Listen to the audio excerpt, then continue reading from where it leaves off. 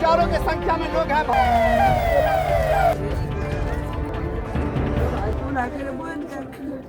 बीते 6 जनवरी को मधेपुरा के मुरलीगंज थाना अंतर्गत भैरवपट्टी ग्राम स्थित महिला हीना परवीन की हत्या कर दी गई थी।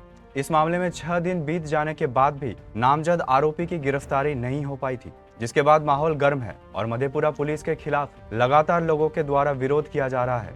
इस कड़ी में पूर्णिया सांसद पप्पू यादव ने सोमवार 12 जनवरी को पीड़ित परिवार से मिलकर सांत्वना दिया है। सांसद द्वारा तत्काल 50,000 नगद का आर्थिक मदद किया है और मधेपुरा एसपी से अनुरोध किया है कि देरी न करते हुए इस मामले में गिरफ्तारी की जाए।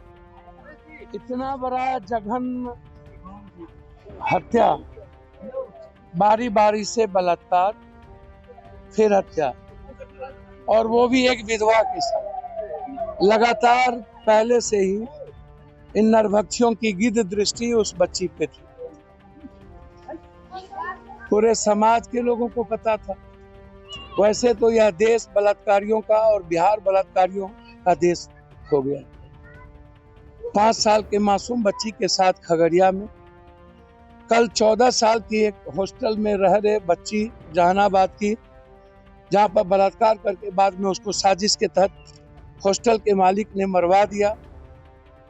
फिर कल पूर्णिया में एक बच्ची के साथ 6 दरिंदों ने बलात्कार किया। उसमें सभी जनप्रतिनिधि हैं, मुखिया हैं और भी लोग हैं। उसके बाद एक दलित बेटी के साथ जिस तरीके से उत्तर प्रदेश में बलात्कार किया गया और उसको दबाने के लिए भरपूर गोली और लाठी का इस्तेमाल किया जाए। मैं तो मणिपुर के बलात्कार के समय ही कहा था कि यह देश मर चुका है। इस देश में अब कोई विचारधारा नहीं बची। इस देश में अब किसी भी तरह की आध्यात्मिकता और मानवता नहीं बची।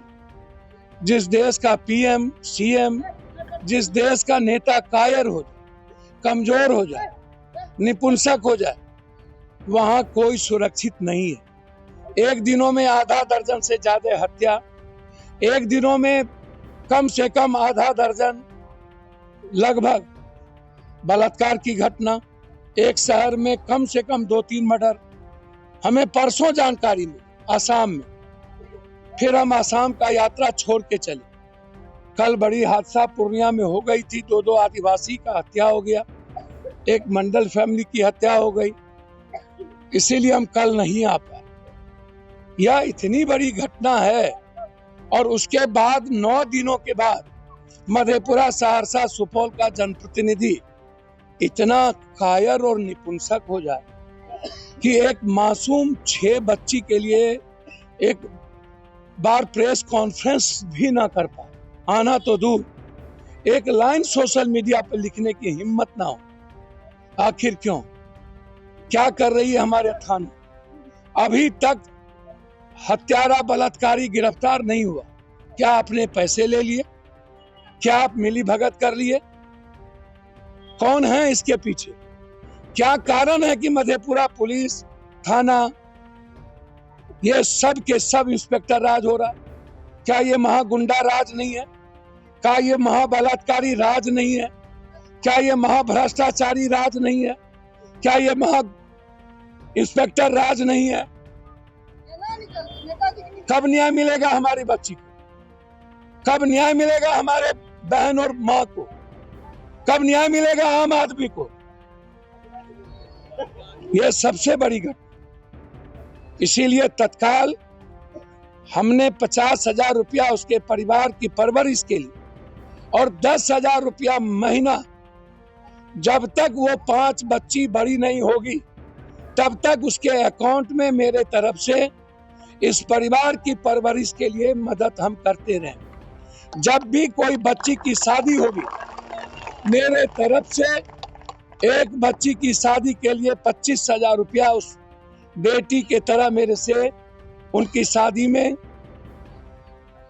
एज ए परिवार और मानवता के नाते हम उसका ख्याल रखें।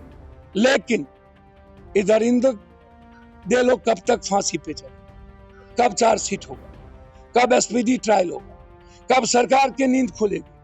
कब कुंभकर्ण की नींद खुलेगी? कब तक रावण जिंदे रहेंगे? और हर घर में रावण हो गया। और समाज कमदोशी नहीं है। हत्या और बलात्कार के पीछे पहले पूछा जाता है किस जात का बेटी था, किस धर्म की बेटी थी, किस मजहब की बेटी थी, किस जात का हत्या हुआ, किस जात के लोगों ने किया, किस जात के लोग बलात्कारी हैं, और फिर समाज बढ़ जाता है। और एक होकर के हम बेटियों के लिए नहीं लड़ पाते। बेटी की कोई जात नहीं होती, बेटी का कोई मजहब नहीं होता, बेटी का कोई धर्म नहीं होता। बेटी अपने आप में भगवान है, अपने आप में धर्म और मजहब है। उसके बाद मैं क्या बोलूं इस समाज से। मुझे दुनिया में ना तो ऊपर से डर है ना नीचे, मुझे डर सिर्फ इस समाज से। नहीं तो मैं मिटा देता है, दफन कर देते इन नेताओं को। सबसे ज्यादा ड्रग्स, सबसे ज्यादा स्मैक, सबसे ज्यादा दारू 25 साल के नीचे के बच्चे सेवन कर रहे हैं। सबसे ज्यादा पॉर्न देखता है नेता। क्या किया कोरोना में ये लोग? पॉर्न बंद क्यों नहीं होता? हम 5 बार सदन में उठा चुके हैं। बलात्कार की घटना के पीछे ड्रग्स, स्मैक। कल जो बलात्कार हुआ है पूर्णिया में दारू पिला के, सब के सब स्मैक। कैसे बच जाइए? इस घर की बच्ची इस घर से बचेगी, इस घर की बच्ची इस घर से बचेगा? नहीं बचेगा। सिर्फ मां बचा सकती है अपनी बच्ची को, ना कोई बाप ना कोई भाई। सर ये हालात हैं, ये हालात हैं। टीचर से बच्चा बचेगा? नेता से बच रहा है क्या? सारे नेता बलात्कारी नेताओं को वोट तो यही लोग देते, सारे चोर को वोट तो यही लोग देते। है हिम्मत समाज में ऐसे लोगों का विरोध करने की? कानून यदि सजा नहीं देती है तो सोसाइटी क्यों नहीं देता? लटका दे इसको सीधा, ऐसे लोगों को बिजली के खंभों में। आपको लगता है कि न्याय मिलेगा? हमें तो नहीं लगा, कभी नहीं। सर किसी गरीब की बेटी सुरक्षित नहीं है और किसी गरीब की औरत सुरक्षित नहीं है, ये मैं आपको बता दूं। लड़ते लड़ते थक गया। मुझे लगता है कि ऐसी राजनीति और ऐसे देश को छोड़ के चला जाना चाहिए जिस देश में बेटी सुरक्षित ना हो, जिस देश में इंसानियत ना बचे, उस देश में हमारे जैसे लोगों की जरूरत नहीं। लगता ही नहीं कि हमारा देश। हम उम्मीद करेंगे सरकार 20 लाख रुपया दे, 3 महीने के अंदर स्पीडी ट्रायल करे और अविलंब इसे फांसी दे। धन्यवाद। सांसद पप्पू यादव ने कहा कि इस देश में कोई सुरक्षित नहीं है। एक महिला की नरभक्षियों के द्वारा पहले रेप किया गया और फिर उसकी हत्या कर दी गई। उन्होंने कहा मधेपुरा पुलिस लगातार फेल है इस मामले के नामजद आरोपी के गिरफ्तार करने में। उन्होंने इस दौरान पीड़ित परिवार का बीड़ा भी उठाया है और हर माह 10,000 देने का ऐलान किया। साथ ही शादी में भी मदद करने की बात कही है।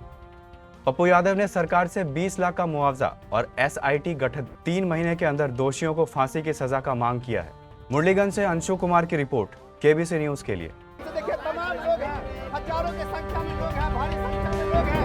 लगातार लोगों का डिमांड था कि इस घटना पे पप्पू यादव पहुंचे और कहीं न कहीं खुल गया प्राइवेट मल्टी फैसिलिटीज हॉस्पिटल ममता नर्सिंग होम। यहाँ अलग अलग रोगों के 10 विशेषज्ञ डॉक्टरों की टीम 24/7 इमरजेंसी सेवाएं देती है। न्यूबॉर्न बेबी से लेकर गाइनो एवं सभी तरह के क्रिटिकल रोगों का इलाज। एडवांस ICU की लाइफ सपोर्ट सिस्टम। इलाज का खर्च अन्य अस्पतालों से लगभग आधा। ममता नर्सिंग होम, वेस्ट मनिया पुल, कटिहार।